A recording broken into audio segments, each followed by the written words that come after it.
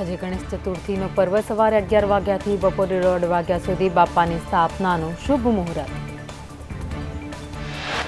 રાજકોટમાં ગણેશ મહોત્સવને લઈને તૈયારીઓને ધમધમાટ શરૂ। ગણેશ માટે ચોકલેટ, બટરસ્કોચ અને પિસ્તાના મોદક તૈયાર।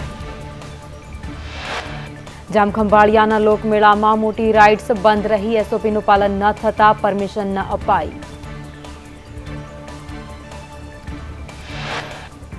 આજે રાજ્યમાં ભારે વરસાદની આગાહી। દીવ, દમણ અને દાદરા નગર હવેલીમાં ભારે વરસાદની આગાહી।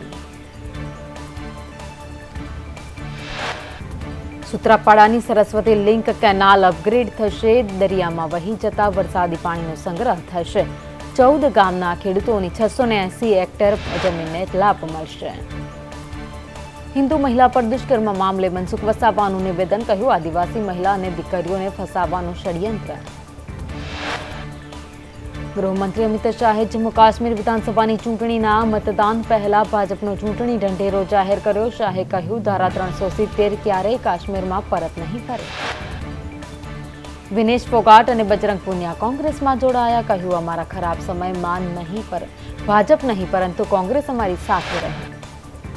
કોંગ્રેસે હરિયાણા વિધાનસભા ચૂંટણી માટે 31 ઉમેદવારોની પ્રથમ યાદી જાહેર કરી। પૂર્વ રેસલર વિનેશ ફોગાટ જુલાનાથી ચૂંટણી લડશે।